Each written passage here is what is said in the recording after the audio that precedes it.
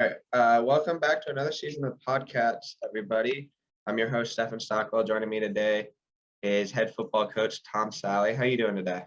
Doing good. How you guys doing?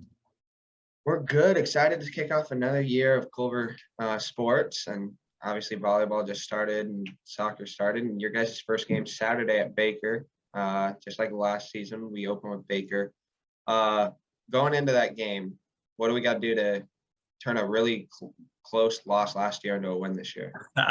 Well, I mean, there's a lot of things. You always look back at games and try to figure out, what could you did better, what could they did better, what are they going to fix, how are we going to adjust to that? And so really it's just our guys showing up and executing the plays that are in front of them, and taking advantage of the opportunities that you're given. And when you play a really good team, you can't miss a pick and you can't drop a pass and you can't fumble the ball, and you got to be good on special teams. And so a lot goes into it. There's not just one thing I think that you can look at and go, hey, if we did this better, everything has to be a little bit better. And the head coach don't need to go for a 2-point conversion early. I think we'll be all right. Hey, it's all good. So last season you went through a quarterback battle, and so it was kind of a weird camp trying to determine who's your quarterback and stuff. This year, Jace is back, obviously. How much easier does that make camp, knowing who your starting quarterback is, with installing the offense and getting everybody else up to speed that's new, knowing that you're captain on the offense and your quarterback's already set? Yeah, the biggest thing is the speed of install when it comes to that, because you're not trying to figure out what the guy who's going to be your starter is good at. You're trying to just figure out, you already know what he's good at, and so now you're just trying to figure out how much can you pile on top of him, and having a guy as smart as him and to do it as well as him is a good deal for us. Very smart, understands coverages, so when we install something, he kind of already knows how to look at it. And having a little bit of experience is going to help him a ton this year, which helps us. Totally. And the experience of him helps with the loss of your top two offensive weapons from last year, and Jordan Grant and Connor Pirine. How do you replace those two? I mean, it's tough to replace arguably the best receiver in school history and the best running back in school history, but how do you limit the loss of those two? Well, you just gotta, let the next guy come in and make a play.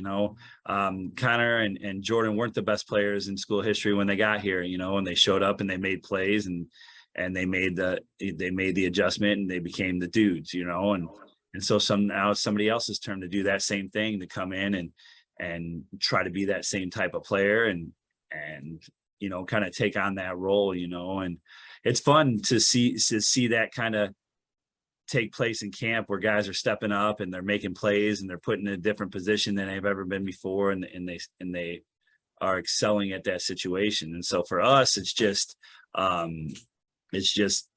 putting the ball in the right guy's hands and letting them guys go and make plays for us, and everything else will work out. Awesome. So without giving too much away, just in case anybody's listening to this that we don't want to be outside of fans, give us some guys that you're expecting to step up this year and the replacement of those two.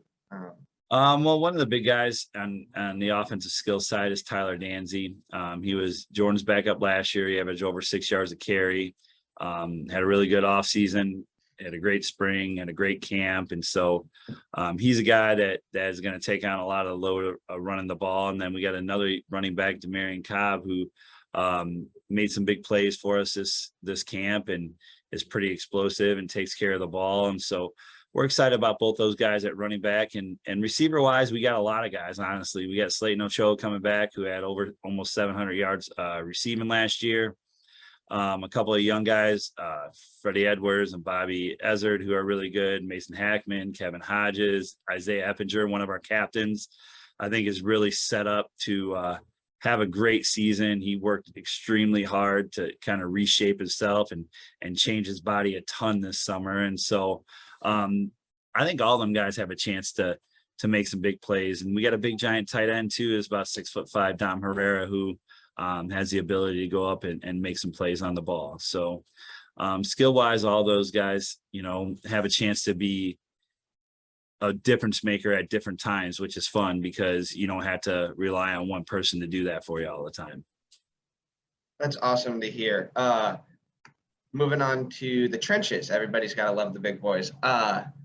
Obviously, losing Roop to the NFL, you're not really going to replace him, but you got a lot of continuity on the offensive line with a lot of guys coming back. That's got to be nice as well with the install and knowing that you've got a lot of guys you can trust up there, right?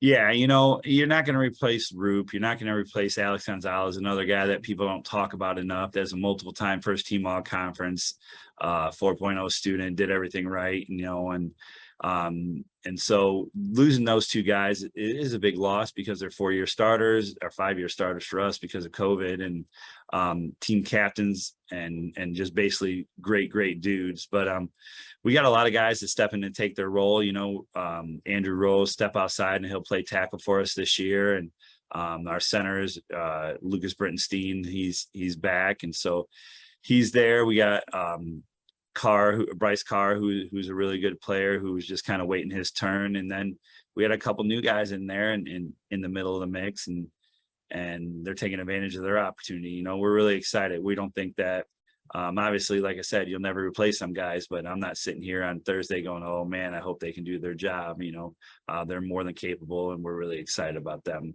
being able to go out there and play. That's good. Obviously, games are won and lost in the trenches, and knowing that you've got guys up front to be able to block and create holes for your running backs and give Jay some time's awesome to hear, especially with losing both your tackles from last year. Sure. Flipping to defense, you lost your top two pass rushers in Aubrey Sanders and Pat Robinson, but you still got Sean and a couple other defensive linemen. How much different are you going to be? Do you have to like bring more pressure or call up more blitzes this year compared to having those two fifth-year seniors on the outside? I don't think so. Losing Jamal and losing Pat and losing Aubrey, it's a big loss for anybody, you know, but we did recruit after them guys. I tell people all the time, and two of our captains play on the defensive line this year, Dexter Marsh and Hunter Feeden, and they're pretty good players, and we got a couple good players right after them, and Chris Rogers and Anthony Butler and Kendall Fowler, who have a chance to create some havoc back there. And plus our nose tackle, Noah Dukes, who's he weighs 320 pounds. He looks like he weighs about 270 pounds, and he's just a monster inside that can take just about anybody and push them backwards, you know, and you start collapsing that pocket like that and giving them edge rushers a little bit of time to go, because that guy has to step up and good things happen. Yeah, like they say, protect your quarterback, get to their quarterback, and you win a lot of football games. Moving into the secondary, you return a lot there. I think it might be every starter or just one guy left, including sophomore corner Antonius Hurd, who was just an absolute stud last year in the kick return game as well, and punt return game. Or kick return, sorry. How nice is it knowing that even if, you know, you're struggling a little bit in replacement to get to the quarterback, you've got all those guys on the back end to give those guys even some more time to get there? Yeah, our defensive backfield is pretty ridiculous. You know, we're pretty spoiled there. We got four starters that are really good, and we got four guys right behind them that could start for just about any other team that we play. And so it's a little bit of an embarrassment of riches there. You know, you got David Hernandez, who was a first team all conference guy for us last year. One of our captains, great dude, makes all of our checks back there, make sure we run what we're supposed to. Ferguson, who is another kid who's going to be a sophomore this year, and the last half of the season, you know, really got it figured out in this freshman season. Hurd, and then you got Jamar Bingham, obviously, who's a multiple time first team all conference guy for us. Super dynamic in the man coverage game, where he has a chance to be on top of just about anybody he's going to cover. And so that's really nice. And then behind them guys, we had two 6'4" safeties who, like I said, have a chance to play for just about anybody else we play, and a freshman corner, Sonny Jenkins, and Carlos Price, another corner who, like I said, could play for just about anybody. And so having them guys back there and letting them guys be able to just kind of take over the pass game, makes everybody else's life a little bit easier. Definitely. And obviously you hope everybody stays healthy, but that depth, if injuries happen, gives you guys a lot of confidence still going forward and not have to worry as much if someone goes down. All right. So last season was the best season in school history, at least in the recent years, and you finished inside the top 25. And this year, your preseason top 25 at number 22 for the first time, at least as far back as I could find in school history. How do you manage the expectations of the guys and the campus with not trying to get everybody too amped up and still focus on? I don't want to manage the expectations. I want the expectations to become greater. We talk about it all the time with our coaches and our players that, expectations are a privilege. It's something that you earn. You're not given an expectation. It's something that you earn. It's something that you spend a lot of hard time and effort and hours upon hours of, whether it's coaching or lifting weights as players or doing extra conditioning and all that stuff. So I don't want to manage expectations. I want our expectations to grow.